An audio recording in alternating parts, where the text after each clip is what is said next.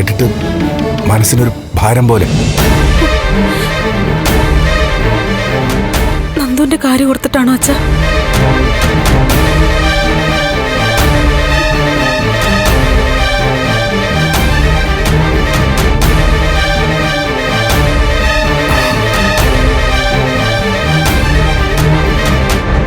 ഹരിയേട്ടാ, എനിക്ക് എന്റെ മോനെ കാണാൻ പറ്റില്ലേ? അവനെ എവിടുന്ന് നമ്മൾ തിരിച്ചു കൊണ്ടുവരാൻ പോകുന്നു?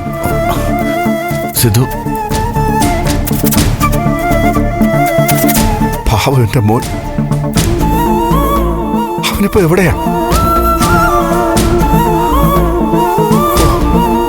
എന്റെ കൈയൊക്കെ വിറയ്ക്കാ ഹരിയേട്ടാ.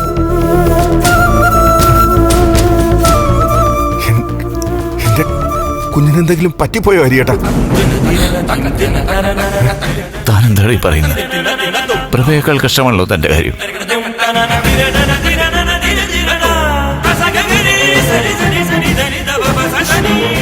പേടിയാവുക.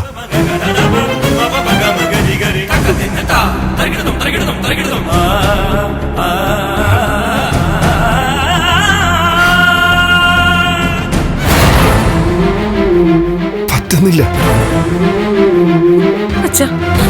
അച്ഛൻ കൂടി ഇങ്ങനെയായ നമ്മുടെയൊക്കെ ശക്തി പോവും.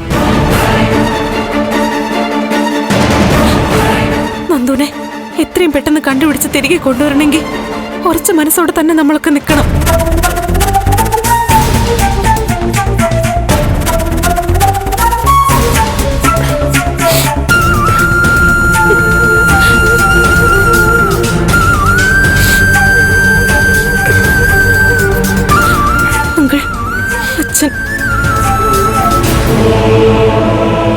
സിധു, ഞാനവനെ ഒരുപാട് വഴക്ക് പറഞ്ഞിരുന്നു. പലപ്പോഴും അവന്റെ ഭാഗം കേൾക്കാൻ പോലും കൂട്ടാക്കിയിട്ടില്ല.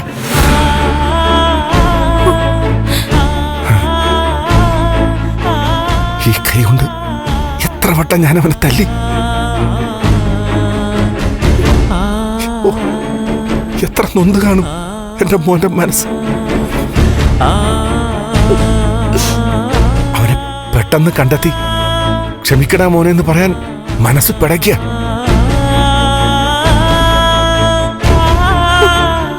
സിധു, തന്നെക്കാൾ വലിയ ദുഃഖം ഉള്ളിലൊതുക്കി നിൽക്കുക പ്രഭയും ദേവിയൊക്കെ. ഇപ്പൊ കരഞ്ഞു നിൽക്കുകയല്ല വേണ്ടതെന്ന് ദേവിയൊക്കെ നല്ല ബോധ്യമുണ്ട്. എനിക്കറിയാം, മോളുടെ മനസ്സ് കരയുന്നത് എനിക്ക് കാണാൻ പറ്റുന്നുണ്ട്.